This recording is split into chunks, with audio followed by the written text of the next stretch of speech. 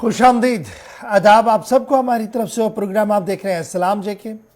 आज का सलाम जेके लेकर आपका मेज़बान इशफाक गौहर हाजिर खिदमत है। आज हफ्ते का पहला दिन है, 13 तारीख फरवरी के सन 2023 है। उम्मीद है कि आप बखैरियत होंगे और आप को जिस चीज़ का इंतज़ार रहता है कि सुबह सुबह आपके सामने हम आए और आपको ख़बरों, तज्ज़ियों और तबसरों से बाखबर करें। तो आज इस प्रोग्राम को उसी तर्ज पर और उसी नवीयत से आगे बढ़ाती हैं जो इसका तय फॉर्मेट है कि थोड़ी सी खबर होगी, थोड़ी सी तज्ज़िया होगा, थोड़ा सा तबसरा होगा और कुछ बात आपकी भी होगी। यानी तीसरे पड़ाव पर हम आएंगे 9:40-42 के बाद। तो फटाफट से हमारी फ़ोन लाइन्स खुलेंगी। उस वक्त आप कॉल करते हैं, अपनी बात हुकूमत तक पहुंचाते हैं इस उम्मीद के साथ कि इदारे जो है वो आपकी बात को सुने, मसाइल का हल निकालें। क्योंकि मसाइल की बात चली है तो कुछ मसाइल बड़े इंपॉर्टेंट है जी, जिनको लेकर हुकूमत का एक मौक़िफ़ है, हुकूमत की कोई बात आई है और कुछ फैसले दिल्ली से हुए हैं, उस पर भी थोड़ी सी गुफ्तगू आज के प्रोग्राम में करेंगे। कुछ लेफ्टिनेंट गवर्नर साहब की बात भी आपके सामने रखने की कोशिश करेंगे और इंतखाबी जो मामलात चल रहे हैं जम्मू कश्मीर के अंदर, जो बॉल घूम रही है वो किस कदर जा रही है, कहाँ पर जा रही है, सुप्रीम कोर्ट क्या कुछ कह रहा है, इस पर आज बात करने की कोशिश करेंगे। लेकिन आप हमारा साथ देंगे फेसबुक, ट्विटर, इंस्टाग्राम को और हमारी ऑफिशियल वेबसाइट www.gulistanews.in पर भी, जहाँ पर लगातार हमारी ट्रांसमिशंस जारी रहती हैं पूरे दिन और पूरी रात। यानी वहाँ पर 24/7 आप हमारे साथ ज्वाइन करते हैं। तो अगर आप टीवी पर मिस कर रहे हैं कभी भी आपका कोई भी प्रोग्राम, तो आप फटाफट से हमारे सोशल मीडिया साइट्स पर आएंगे, जहाँ पर आप अपने मनपसंद प्रोग्राम को, खबरों को, तज्ज़ियों को, तबसरों को दोबारा भी देख सकते हैं। फिलहाल करते हैं प्रोग्राम का आगाज। चूंकि आज 13 तारीख है फरवरी की, तो माजी में 13 तारीख को फरवरी में क्या कुछ हुआ था बताएंगे मेरे साथी आसिफ रशीद। दिल्ली स्टूडियो में इस वक्त मेरे साथ मौजूद है। जी आसिफ, खुशामदीद, गुड मॉर्निंग, बहुत बहुत शुक्रिया। आप सभी का इस्तकबाल है। आप सबका प्रोग्राम सलाम जेके में नई प्रोग्राम, नई सुबह और प्रोग्राम के नई शुमारे के साथ आपकी खिदमत में हाजिर हुए हैं। तो कोशिश आज भी रहेगी कि मुख्तलिफ मौज़ूआत या खबरें इस प्रोग्राम में आपके सामने रखें। अपडेट्स आइंदा 24 घंटों में क्या कुछ होने वाला है उस पर भी हमारी नजर रहने वाली है। लेकिन आगाज हिस्ट्री ऑफ द डे के साथ करेंगे। आज के दिन की खास बात क्या है, माजी में कौन से ऐसे अहम वाकयात हैं जो आपके सामने रखना जरूरी है। 1931 में आज के दिन नई दिल्ली को हिंदुस्तान का दारुल हुकूमत करार दिया गया। नेशनल कैपिटल जो मौजूदा वक्त में है नई दिल्ली, यह आज के दिन भारत की नेशनल कैपिटल करार दी गई। 1968 में साबिक वज़ीर आज़म अटल बिहारी वाजपेयी ऑल इंडिया जनसंघ के सदर मुंतखब हुए आज के दिन 13 फरवरी 1968 को। साल 2004 में आज ही के दिन 19 बरस कबल दुनिया का सबसे बड़ा हीरा दरियाफ्त हुआ नीदरलैंड के अंदर और बाद में जाकर इसे दुनिया के मुख्तलिफ हिस्सों तक भी घुमाया गया। लेकिन 2004 में आज के दिन ये तारीख बनी थी। 1966 में United socialist states of Russia यानी यूएसएसआर, जिसे सोवियत यूनियन भी आप कहते हैं, जिसने मशरकी कजाकिस्तान में जौहरी तजर्बा किया। न्यूक्लियर वेपन्स के टेस्ट 13 फरवरी 1966 को किए गए आज के दिन। ग्रेगोरियन कैलेंडर के मुताबिक या अंग्रेजी कैलेंडर के मुताबिक 1920 में स्विट्जरलैंड लीग ऑफ नेशंस में शामिल हुआ। 13 फरवरी 1920 को 100 बरस मुकम्मल हो गए हैं। 1911 में आज ही के दिन मशहूर शायर फैज अहमद फैज की पैदाइश हुई। उनकी खिदमत, अदबी खिदमत को याद किया जा रहा है। उर्दू के लिए बिलखुसूस जो उनकी खिदमत हैं और फारसी के लिए, उस पर आज मेहमान मुख्तलिफ तकारीब के जरिए अपनी अपनी राय रखेंगे और फैज अहमद फैज को याद किया जाएगा। 1861 में अब्राहम लिंकन रियासत-ए मुत्तहिदा अमरीका यानी यूनाइटेड स्टेट्स ऑफ अमेरिका के आज के दिन सदर मुंतखब हुए थे। ग्रेगोरियन कैलेंडर के मुताबिक 13 फरवरी 1861 में 16वें सदर वो अमेरिका के बने। इसके अलावा 1668 में हस्पानिया ने पुर्तगाल की आजादी को तस्लीम किया, जो कई बरसों तक नहीं हुआ था। बिलाखिर 1668 में 13 फरवरी को अंग्रेजी कैलेंडर के मुताबिक आज के दिन हस्पानिया ने फैसला लिया कि वो पुर्तगाल या पोर्चुगल की आजादी को तस्लीम करें।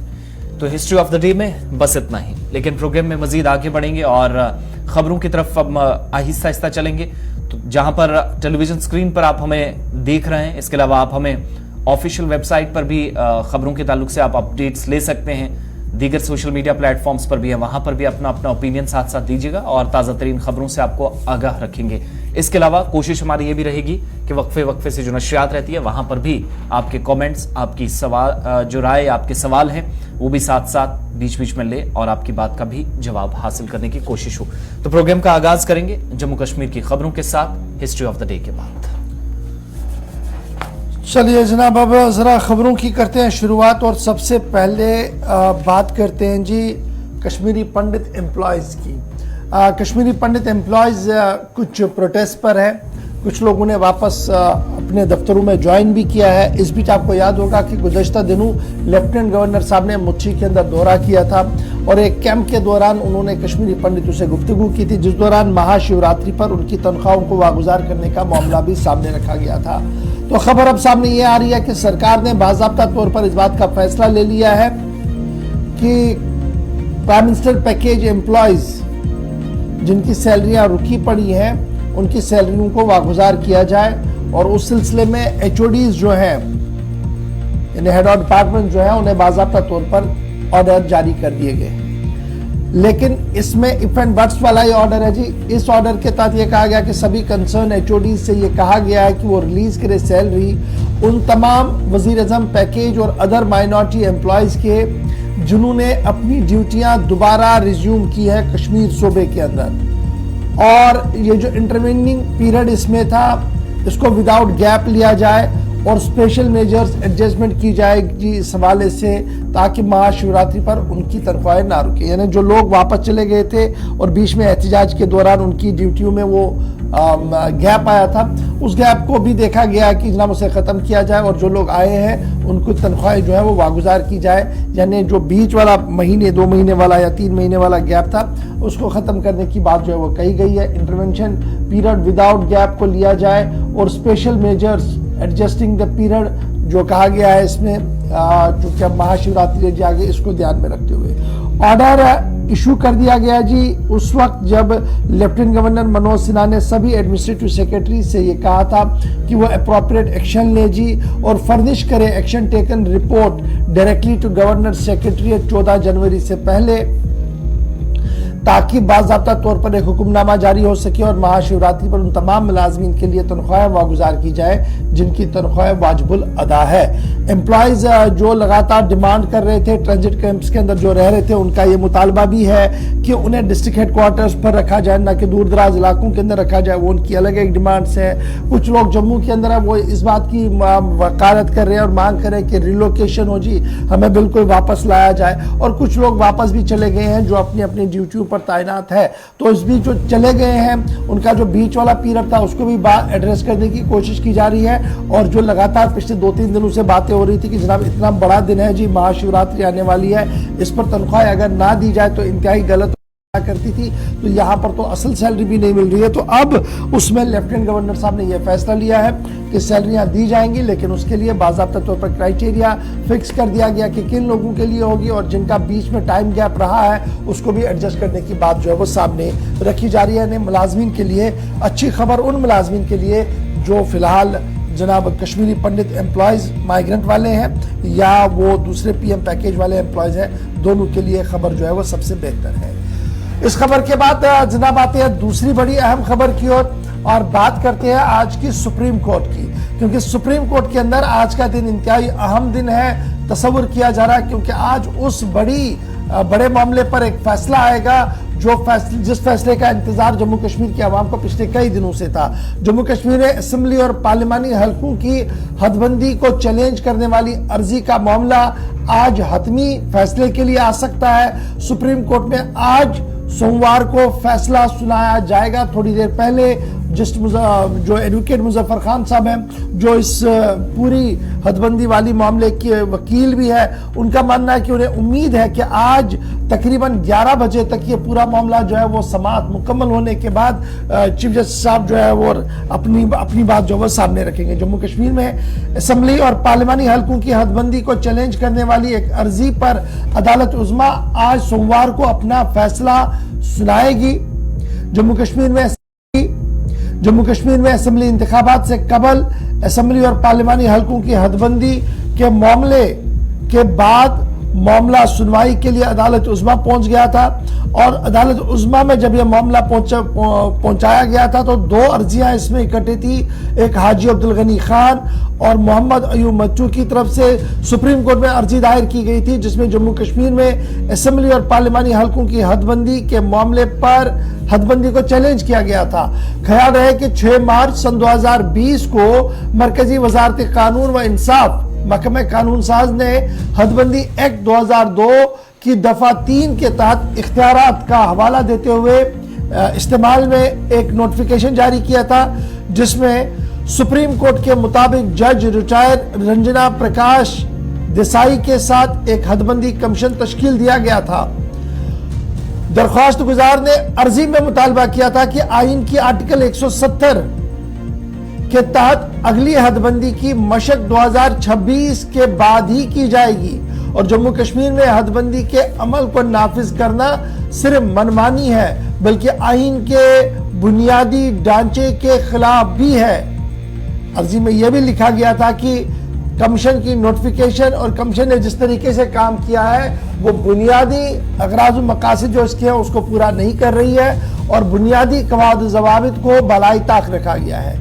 2 अर्जियां थी, दोनों पर समाअत हुई है और उम्मीद यह लगाई जा रही है कि आज इस पर फैसला आ सकता है। अब हदबंदी कमीशन का कानून आप देखिएगा, कानून में कहीं जगह पर चैलेंज नहीं किया जा सकता है, कानून में कहीं जगह पर इस पर आवाज नहीं उठाई जा सकती है एक्सेप्ट कि आप कमीशन के पास ही दोबारा जाए जब वो बना जाए। तो अब यह सुप्रीम कोर्ट के पास चला गया है, देखना होगा कि आज क्या कुछ फैसला आता है। अगर यहां पर फैसला आता है जी अर्जी गुजार के हक में तो सियासत कुछ अलग होगी और अगर ये स्टेट के हक में फैसला आता है तो फिर भी सियासत गर्माहट के साथ आज आप पूरे दिन देखेंगे और जब भी ये फैसला आएगा आपको जरूर हम अपडेट करेंगे। हमें उम्मीद है कि 11 बजे तक लगभग सुप्रीम कोर्ट से आज इस मामले पर हतमी बात जो है वो रखी जाएगी, क्योंकि असेंबली और पार्लिमानी हलकों की हदबंदी को चैलेंज करने वाली अर्जी का मामला आज सुप्रीम कोर्ट में हतमी फैसले के लिए सामने रखा जा रहा है। चलिए अब आगे बढ़ते हैं। बात जम्मू कश्मीर की हो रही है, अदालतों की हो रही है, तो अदालतों के अंदर तब्दीलियां भी हुई हैं। अब पिछले 24 घंटों के दौरान जो अहकामात सादिर किए गए हैं उसमें हमने देखा कि जम्मू कश्मीर समेत मुल्क के 4 हाई कोर्ट्स को नए जजेस मिले हैं, नए जजों की तकर्री हो गई है और 4 हाई कोर्ट्स में जम्मू कश्मीर और लद्दाख का कॉमन हाई कोर्ट भी शामिल है और इस तरीके से justice NK Singh Jammu Kashmir Ladakh high court के नए चीफ जस्टिस मुकर्रर किए गए हैं। मरकजी वजारत दाखिला की जानिब मरकजी वजारत कानून की जानिब से भी इसकी तस्दीक की गई और खुद मरकजी वज़ीर कानून किरण रिजिजू की तरफ से ट्वीट करके 4 जजों के नाम और ये तस्वीर आपके सामने जो जम्मू कश्मीर के नए चीफ जस्टिस हैं, जस्टिस N कोटेश्वर सिंह जो कि सीनियर जज हैं और गुवाहाटी हाई कोर्ट के अंदर अपनी खिदमत अंजाम दे रहे थे, लेकिन अब इनको नई जिम्मेदारी union territory of Jammu Kashmir और लद्दाख के हाई कोर्ट के अंदर मिली और इनके साथ साथ दीगर 3 लोगों के नाम भी सामने आए। जो तस्वीर आपके सामने है, एक नए जो जस्टिस हैं जिनको जम्मू कश्मीर का नया जज बनाया गया है, इसके साथ साथ दीगर 3 लोग जिनको नई जिम्मेदारियां मिली हैं और खुद वजारत कानून की जानिब से इसका नोटिफिकेशन की तस्वीर भी ट्विटर पर ऑफिशियल हैंडल पर शेयर कर दी गई है। दीगर 3 नाम जो हैं इनमें जस्टिस सोनिया गिरधर गोकांकी हैं जो कि बहुत ही सीनियर जजों में इनका शुमार होता है। इनको गुजरात के अंदर नई जिम्मेदारी मिली है, बतौर जज इनकी तकर्री हुई है। इसके अलावा justice Jaswant Singh Orissa high court के अंदर इनको त्रिपुरा के अंदर नई जिम्मेदारी दी गई है, जबकि असम के अंदर गुवाहाटी में अब तक अपनी खिदमत अंजाम देने वाले जस्टिस N कोटेश्वर सिंह जिनको जम्मू कश्मीर व लद्दाख हाई कोर्ट का जज मुकर्रर कर दिया गया है और सरकारी तौर पर इसका नोटिफिकेशन जारी हो चुका है। चलिए जनाब, अब जरा इस नोटिफिकेशन के बाद एक और बड़ी खबर की ओर रुख करते हैं और बात करते हैं सोशल ऑडिट की। और ये सोशल ऑडिट का मामला जो है वो रूरल डेवलपमेंट डिपार्टमेंट के अंदर है और पिछले कई महीनों से लगातार हम सुन रहे थे कि सोशल ऑडिट किया जाएगा और कई जगहों पर ये ऑडिट नहीं हो पा रहा है, जिसके बाद सोशल ऑडिट रिकवरी परफॉर्मेंस पर जम्मू कश्मीर इंतजामिया काफी मुतहरिक हुई है और नॉन कंप्लेंट्स ऑफ ऑर्डर के सिलसिले में ACDs और BDOs के नाम खत जारी करते हुए कहा गया कि जो लोग सोशल ऑडिट रिकवरी परफॉर्मेंस में लैतुल हल से काम करेंगे, अब ये पैसा जो है जिसको लेकर शिकायतें बहुत ज्यादा है, ये एसीडीज और बीडीओ से रिकवर किया जा सकता है। साथ साथ ये भी साफ कर दिया गया है कि एक्शन टेकन रिपोर्ट जो है वो इंतजामी अमूर के इंतजामी सेक्रेटरी को भेजा जाए। Section 17 Mahatma Gandhi national rural employment guarantee act MGNERA के तहत ये मैंडेट सोशल ऑडिट का है जी, जिसमें सभी कामों को जो काम एग्जीक्यूट किए गए हैं इस स्कीम के तहत उनका सोशल ऑडिट किया जाए, रिव्यू किया जाए और देखा जाए कि क्या सही तरीके से ये काम हुए हैं और क्या सही तरीके से इसकी मनसूबाबंदी और पैसे दिए गए। तो इसमें काफी शिकायतें जम्मू कश्मीर के हवाले से आई थी और फिर जम्मू कश्मीर इंतजामिया ने यह फैसला लिया था कि जो मिसअप्रोप्रिएशन ऑफ फंड्स हुआ है यानी खर्द बर्द हुआ है तकरीबन 352 कामों के अंदर, इसमें सोशल ऑडिट किया जाए। और मैक्सिमम केसेस जो हमारे पास सामने भी जो खबर सामने आ रही है नगरोटा ब्लॉक से है, उसके बाद डोडा है, उसके बाद गुलबर्ग ब्लॉक है, कुलगाम का एक जिला कुलगाम का एक ब्लॉक है, दिवसर का ब्लॉक है। तो यहाँ पर ये सारी चीजें थी कि जनाब सही तरीके से काम नहीं हुआ, इसलिए सोशल ऑडिट होना चाहिए। जब ये सोशल ऑडिट की बात हुई, काम हुआ नहीं, तो हुकूमत ने एक और नोटिफिकेशन जारी किया है और एक्शन टेकन रिपोर्ट के साथ साथ एसीडीज और वीडियोज के नाम इंतबा भी जारी कर दिया गया है। सीधे श्रीनगर चलेंगे, फैसल रियाज हमारे साथ इस पूरी खबर पर है। फैसल, देही तरक्की का मामला है और मनरेगा की स्कीम को लेकर पिछले कई सालों से लगातार शिकायतें हैं। कहीं पर यह शिकायत है कि मनरेगा का काम किया गया, पैसा नहीं दिया जा रहा, और कहीं पर यह शिकायत है कि बुनियादी ढांचे को जिस तरीके से मुस्तहकम बनाया जा सकता था मनरेगा के तहत उसे नहीं किया गया, मनमानी की गई। और इब्तिदाई खबरों के मुताबिक जो शिकायतें आई हैं और जिन शिकायतों का देखा गया तो वो तकरीबन जो इब्तिदाई रिपोर्ट्स आ रही हैं वो 2019-20 के हवाले से यह है कि कहीं 100 शिकायतें हैं जी जिनका अजाला करना है और जिनके अजाले को लेकर अभी तक भी कोई भी संजीदा कदम नहीं उठाया गया। तकरीबन 350 से भी ज्यादा शिकायतें सिर्फ सूबा कश्मीर के हवाले से अगर देखा जाए। जो MG नरेगा है उसके सेक्शन 17 इस बात की अक्कासी करता है, इस बात का मैंडेट देता है कि जो भी काम इस स्कीम के तहत होता है उसका एक रिपोर्ट, ऑडिट रिपोर्ट होनी चाहिए, उसका एक ऑडिट होना चाहिए कि जो पैसा सरकार देती है गांव में काम करने के लिए, खासकर जो आप हायर रीच से या गांव देहात है वहां पे काम करने के लिए, उनका एक सोशल ऑडिट होना चाहिए। यानी जो भी काम हुआ उसके डॉक्यूमेंट्स को चेक किया जाए, उसका जो एक्सपेंडिचर है वो चेक किया जाए, और अगर किसी तरह की कोई मिस अप्रोप्रिएशन फंड की होती है तो उस चीज को रिकवर करना है। तो ये बात भी सामने आई थी कि जम्मू कश्मीर में जो रिकवरी रेट है वो बहुत ही कम है एज कम्पेयर टू बाकी स्टेट्स। अगर बाकी स्टेट्स में जो सोशल ऑडिट होता है तो वहां पे जो रिकवरी फंड्स होते हैं वो बहुत ही ज्यादा है, लेकिन जम्मू कश्मीर में ऐसा कुछ होता है। जिस तरह से आपने खुद ही कहा कि करीबन 1600 केसेस की ऑडिट हुआ था, तो उसमें से करीबन 350 ऐसे केसेस है जहां पे मिस अप्रोप्रिएशन पाई गई, यानी जहां पे धांधली इन फंड्स की हुई थी। तो एक रिव्यू मीटिंग भी होती है जिसमें commissioner secretary RDD and panchayat Mandeep Kaur इस बात को तस्दीक करती है कि इस तरीके से हुआ है। उसके बाद ऑफिसर्स को वो है स्ट्रिक्टली इस बात पर अमल करने का ऑर्डर देती है कि जो भी सोशल ऑडिट हुआ है या जो रिपोर्ट्स हमारे सामने आए हैं, जो भी ऑब्जर्वेशन सोशल ऑडिट यूनिट ने दिया है, या चाहे वो फंड्स के हवाले से हो या काम अच्छे तरीके से है, जो कुछ भी ऑब्जर्व इस टीम ने किया है उस का एक एक्शन प्लान बनाया जाए था, उसको अपलोड किया जाए। और अगर आप जो जिन फंड्स की मिस अप्रोप्रिएशन हुई है, जिन फंड्स की धांधली हुई है, उस फंड की आप रिकवरी भी कीजिए। और अगर आपने रिकवर नहीं कर पाए तो वो रिकवरी जो है वो पैसा जो है आपकी सैलरी से जो है डिडक्ट होगा। खास करके बीडीओ के लिए यह हुक्मनामा है कि ये जो रिकवरी है ये बीडीओ को करनी है, यानी जो सोशल ऑडिट यूनिट है, यानी जिसमें खासकर विलेज रिसोर्स पर्सन है और वो लोग हैं जिनके लिए काम किया जा रहा है, यानी कि जो आम लोग हैं, गांव के लोग हैं, वो इसमें होंगे और कुछ इलेक्टेड पर्सन भी होंगे और विलेज रिसोर्स पर्सन होंगे जो कि ऑडिट करेंगे, जो कि बिल्स देखेंगे, काम का डॉक्यूमेंट्स देखेंगे और जो फंड्स आया है वो भी देखेंगे, और साथ साथ जो खर्चा हुआ है वो भी बाकायदा तौर पर एग्जामाइन करके एक रिपोर्ट बनानी है जो कि फिर वीडियो को अपलोड करनी है। और उसके बाद चलिए बहुत शुक्रिया जी हमारे साथ फैसल ज्वाइन करने के लिए। फिलहाल सीरियस नोट लिया है जी commissioner secretary government rural development department की तरफ से, और उसमें ये सभी जितने भी एडिशनल डिस्ट्रिक्ट प्रोग्राम कोऑर्डिनेटर्स है, एससीडीज है, ब्लॉक डेवलपमेंट ऑफिसर्स है, उनको कहा गया कि अपलोड करें जी एक्शन टेकन रिपोर्ट और तमाम ऑब्जर्वेशंस के साथ सोशल ऑडिट वाला 2019-20 की, और जो लोग नहीं करेंगे उनके खिलाफ ज़ब्त के तहत कार्रवाई होगी। जम्मू कश्मीर के अंदर अगर आप मिसअप्रोप्रिएशन ऑफ फंड्स की बात करें तो तकरीबन 352 केस है, 352 केसेस है, और उन केसेस की जब आप सोशल ऑडिटिंग की बात कर रहे हैं तो अभी तक उसमें रिकवरी जो हुई है वो तकरीबन 60 लाख की रिकवरी हुई है। इसमें सोशल ऑडिट का ये फायदा कि आपने ऑडिट तो किया लेकिन पैसा भी रिकवर होता, तो तकरीबन 60 लाख के करीब पैसा जो है वो वापस खजाने में भी आया है।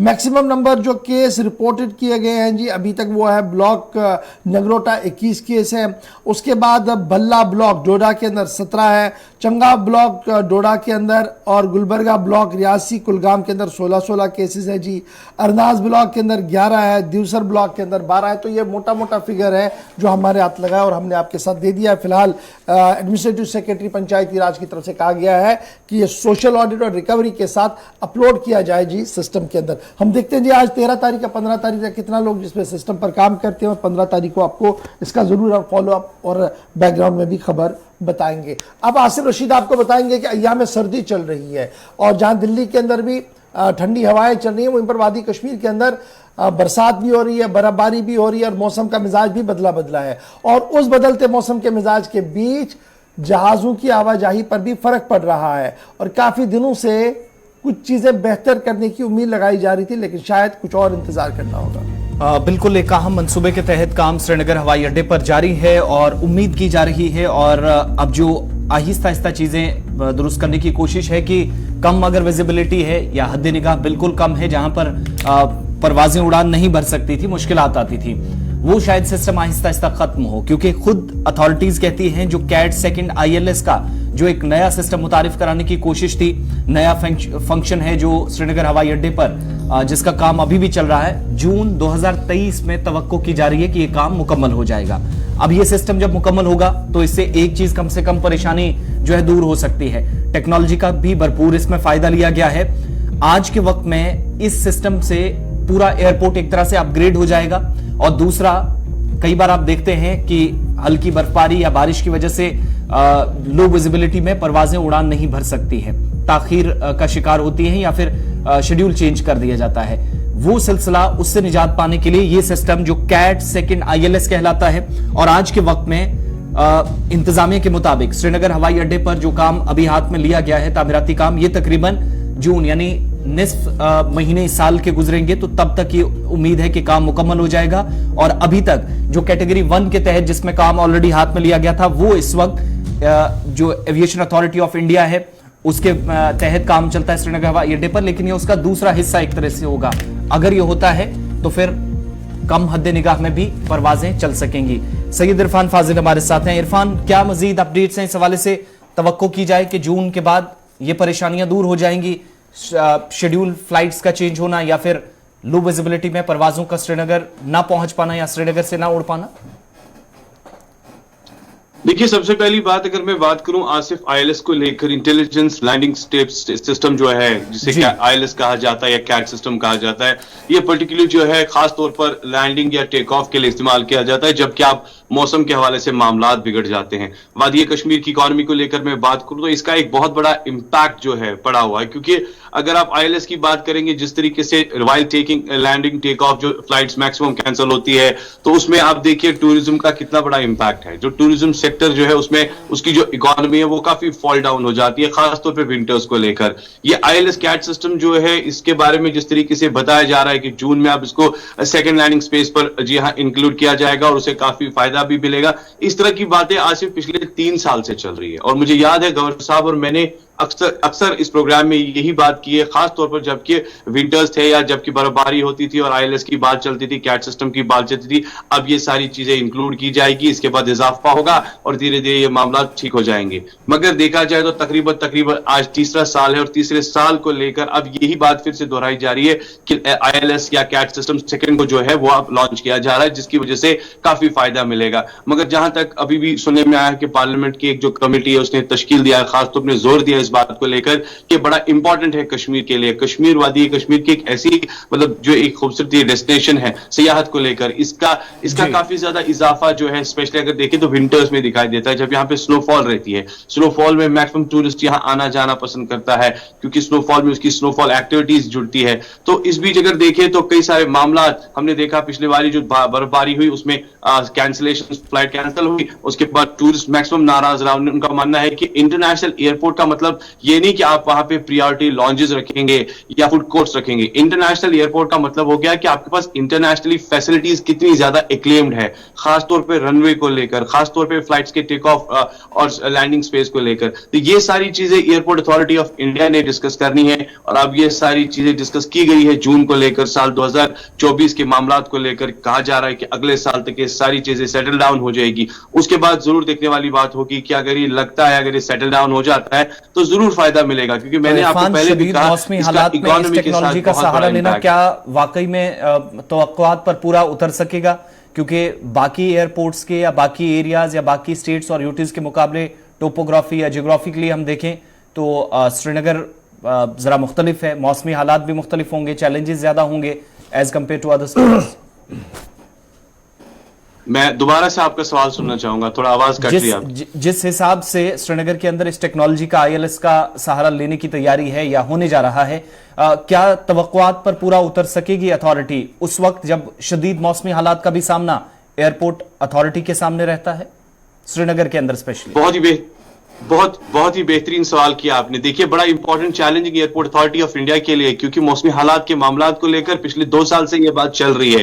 तभी मैंने आपसे पहले कहा कि इसके बारे में ऑलरेडी डिस्कशन हो रहा है और इसके बारे में इंप्लीमेंटेशन जो है अभी तक नहीं हो पाई है। अब फिर से खबर आ रही है कि सेकंड ILS जो है वो तकरीबन जून 2023-24 में होगा। जरूरी बात है, इसका इंपैक्ट, इसका इंप्रेशन और खासतौर पर ground implementation that is very very important, क्योंकि इस बीच मौसम के मामला बड़ा इंपॉर्टेंट है। अगर इसमें लग जाता है तो मौसमी मामलात को लेकर आप देखिए कितना फायदेमंद होगा। खासतौर पर यही तो है कि जब आप इंटरनेशनल एयरपोर्ट की बात करें, when we talk about the airport authority of India, या खासतौर पर इंटरनेशनल एयरपोर्ट्स को लेकर आप देखिए इंटरनेशनल फ्लाइट्स में अमेरिका, US, कितने बड़े बड़े कंट्रीज में जब बर्फबारी होती है तो वहां पर उस बर्फबारी का सामना जो है बड़े कैट सिस्टम्स और ILS जो है वो मुकाबला कर लेते हैं। यहाँ थोड़ी सी बर्फबारी हो जाती है, इरफान ज्वाइन करने के लिए। फिलहाल हमारे पास जो है जी वो इंस्ट्रूमेंट लैंडिंग सिस्टम 1 है, यानी कैट 1 हमारे पास है, जबकि मुल्क के दीगर एयरपोर्ट्स पर कैट 2 लग चुका है। कैट 3 का भी बहुत सारी जगहों पर इस्तेमाल हो रहा है, लेकिन लेटेस्ट होप्स हो अब हम कैट 1 से कैट 2 की ओर जा रहे हैं। डेडलाइन दे दी गई है कि जुलाई अगस्त तक ये पूरा तैयार हो जाएगा। लेटेस्ट होप्स हो कि ऐसा हो, और उससे जो विजिबिलिटी का मामला है, कल भी हमने देखी कि हल्की बर्फबारी हुई तो श्रीनगर के अंदर परसों परवाज़ों को ताख़ीर से आना पड़ा, बल्कि बहुत डिले भी होने के साथ साथ कुछ फ़्लाइटों को कैंसिल करना। वो वजह यह कि जब 500-600 मीटर की सिर्फ विजिबिलिटी होगी तो उसमें आपने टेक ऑफ करना, लैंडिंग करना काफ़ी मुश्किल हो जाता है। तो अगर ये गैजेट्स लगे हों तो ज़मीन पर एक रास्ता दिखता है कि कहाँ पर हमने उतरना है, कितना टो करना है, क्या कुछ करना है। टेक्निकली ये दोनों गैजेट जो है वो काफ़ी इंपॉर्टेंट माने जाते हैं। चलिए अब ज़रा बात करते हैं मौसमियात की, क्योंकि मौसमियात की बात करना बड़ी इंपॉर्टेंट है और माहौलियात की बात करना बड़ी इंपॉर्टेंट है। जम्मू कश्मीर और लद्दाख के हवाले से बिल्कुल भी अच्छी खबर नहीं है। दोनों जगहों पर जो कुदरती ग्लेशियर्स हैं, हमारे बर्फ़ के फलकबोज पहाड़ियाँ जो है हमारे यहाँ बर्फ़ का जो ख़जाना हमारे पास रहता है वो आहिस्ता आहिस्ता पिघलना शुरू हो गया है। थजवास से लेकर दीगर ग्लेशियर्स की जब हम बात करते हैं तो ये पिघलना शुरू हो गए हैं, और माहिरीन का मानना है कि अगर फरवरी के वस्त में इस तरीके का माहौल है तो आने वाले दिनों में मज़ीद पेचीदगियाँ देखने को मिलेंगी, और फिर आहिस्ता आहिस्ता करके जो बर्फ के पहाड़ जिस तेजी के साथ पिघल रहे हैं, एक दिन ऐसा भी होगा कि ये हमारे पास नहीं रह सकते हैं, क्योंकि जिस तरीके की माहौलियाती तबाही और जिस तरीके का माहौलियाती मिजाज इस वक्त बढ़ रहा है। 23% एरिया जो 1962 के अंदर एक मॉनिटर किया गया था कोलानी ग्लेशियर्स के नाम से, वो बहुत ज़्यादा पिघल चुका है, आहिस्ता आहिस्ता करके पिघल रहा है। और साफ ये हो रहा है कि जिस तरीके से वो पिघल रहा है देखिए गर्मी की शिद्दत कितनी बढ़ रही है, इन इलाकों के अंदर ह्यूमन इंटरफेरेंस कितना बढ़ रहा है, और इन इलाकों से जो लगातार खबरें आ रही हैं उसकी सदाकत कितनी है, वो आपको इस छोटी सी मिसाल से पता लग गया होगा। क्योंकि यह मामला बड़ा इंपॉर्टेंट है, सीधे श्रीनगर चलेंगे, हमारे साथ हमारे साथी हिलाल हांजुरी भी ज्वाइन करेंगे। हिलाल, बड़ा इंपॉर्टेंट मामला है। जब हम माहौलियात के तहफ़्फ़ुज़ की बात करते हैं तो आबी पनाहगाहों के तहफ़्फ़ुज़ के हवाले से काम करना होगा, और कुदरत के इन शाहकार जो हमारे जो बर्फ़ है और बर्फ़ जो फ्रीज होती है ऊपर वाले इलाकों के अंदर और फिर जून जुलाई में आहिस्ता आहिस्ता करके पिघलना शुरू होती थी। इस बार खबरें ये है कि न सिर्फ जम्मू कश्मीर बल्कि लद्दाख की सूरत हाल भी ये है कि बर्फ़ जो जमी हुई थी वो पिघलना शुरू हो गई है, और जिस हद से वो पिघल रही है आने वाले दिनों में जम्मू कश्मीर के लिए एक नई मुश्किल और मुसीबत का सामना करना होगा। बिल्कुल गौहर, एक इंतहाई हसास मामला है ये, क्योंकि जब हम माहौलियाती एतबार से देखेंगे तो जो टेम्परेचर का बढ़ना और इसकी जो मौलिकात हैं उनको समझना न सिर्फ वक्त की सरकारों के लिए बहुत जरूरी है बल्कि फर्दन हर किसी को इसकी अहमियत समझना बहुत जरूरी है। क्योंकि कोलाही जो ग्लेशियर है जम्मू कश्मीर का सबसे बड़ा ग्लेशियर जो इस हिंदू कुश पहाड़ी के अंदर है, जो मेन दरियाई जहलीम का माखज जिसे हम कहेंगे, दरियाई जहलीम के वाटर का सोर्स जो है वो ये कोलाही ग्लेशियर है। और इसका पिघलना, जैसा कि आपने खुद भी कहा कि 1962 से लेकर आज तक जो इसकी टोटल जो इसकी जगह थी वो 23% यानी 23% कम हो जाना इसके साफ संकेत है, इसके साफ इशारे हैं कि इस ग्लेशियर की हालत कहां पर पहुंच गई है। हम खुद भी इस बात को विटनेस कर रहे हैं, हम इस चीज के गवाह हैं कि दिन ब दिन जो पानी है वो कम होता जा रहा है। पिछले साल ही हमने शहरी श्रीनगर के अंदर देखा कि कैसे पानी की किल्लत पाई गई थी और दूर दराज इलाकों के अंदर भी पानी की किल्लत पाई गई। नतीजा यही है कि जब ग्लेशियर्स तेजी के साथ पिघलना शुरू हो जाते हैं तो उसके बाद वाटर क्राइसिस लाबदी हो जाता है। इसकी वजूहात क्या है? डिफॉरेस्टेशन सबसे पहली इसकी वजह बताई गई है, और उसके साथ साथ इंडस्ट्रियलाइजेशन, जितना इंडस्ट्रियलाइजेशन बढ़ जाता है उससे भी जो माहौल खराब हो जाता है, गर्मी की शिद्दत बढ़ जाती है, एमिशंस बढ़ जाते हैं, और उसके साथ साथ जो गाड़ियों का चलना है, गाड़ियों का धुआं, तो ये इस ग्लेशियर के लिए, ये ओवरऑल माहौलियात के लिए नुकसानदेह होता है। सरकारी स्तर पर जितना काम इस पर होना चाहिए था ऐसा लग रहा है कि उतना नहीं हो रहा है। मारूफ साइंटिस्टों का या जो माहिरीन है उनका कहना है कि ये पिछले 15 सालों के अंदर जो पिछला साल 2022 जो गुजरा है, सबसे ज्यादा मेल्टिंग ग्लेशियर की इसी साल में हुई है, और ये पिछले 15 सालों के अंदर रिकॉर्ड है। अनप्रेसिडेंटेड इसे कहा जाता है। और ये भी कहा जाता है कि अगर यही शिद्दत रही ग्लेशियर्स के मेल्ट होने की तो आने वाले साल बहुत सख्त तरीन होंगे, न सिर्फ बिजली के हवाले से बल्कि पीने के पानी की किल्लत के हवाले से, इरिगेशन को लेकर भी। और यह भी कहा गया है कि इसके लिए 2-3 चीजें जो है बहुत अहमियत की हामिल है। एक ये कि विंटर्स के अंदर टेम्परेचर कम होना, बर्फ कम पड़ना और बर्फ तेजी के साथ पिघलना, ये 2-3 मौलिकात जो इसके लिए बहुत जरूरी बताई जा रही है। बहुत शुक्रिया जी हिलाल, हमारे सामने बड़े इंपॉर्टेंट है। एक अगर आप इस साल देखें हिलाल, एक छोटी सी चीज आपसे जानना चाहेंगे, सरकारी सतह पर जो जिम्मेदारियां तय की जानी चाहिए थी मौजूदा वक्त में, क्या सिस्टम के अंदर जब हर चीज मुतारिफ कराने की बात होती है इस चीज पर थोड़ा सा फोकस हटा है उस वक्त जब इस पर शायद तशवीश होनी चाहिए थी? क्योंकि 2020 और 21 के बाद देखें तो शायद उत्तराखंड और उसके बाद जोशीमठ, हाल फिलहाल के वाकयात डूडा और रामबन, हमारे सामने छोटे छोटे इंसिडेंट शायद कहीं उस तरफ हमें इशारा भी करते थे, लेकिन वाकई में इस एंगल से या इस एतबार से फोकस इस चीज पर नहीं हुआ जहां पर होना चाहिए था? बिल्कुल भी नहीं हुआ है। आप देखिए कि जो माहिरीन इसके लिए मौलिकात जिम्मेदार समझ रहे हैं, फैक्टर्स के लिए जिम्मेदार समझ रहे हैं, उस डायरेक्शन में क्या कुछ किया गया? क्या गाड़ियों की तादाद कम हो गई है? क्या जो इंडस्ट्रियलाइजेशन है वो बढ़ रही है या कम हो रही है? ये एफॉरेस्टेशन की बात जब करते हैं तो उसमें भी सरकार नंबरात तो बहुत कुछ देती है, लेकिन हकीकत में अगर देखा जाए तो वो प्लांटेशन नहीं होती है।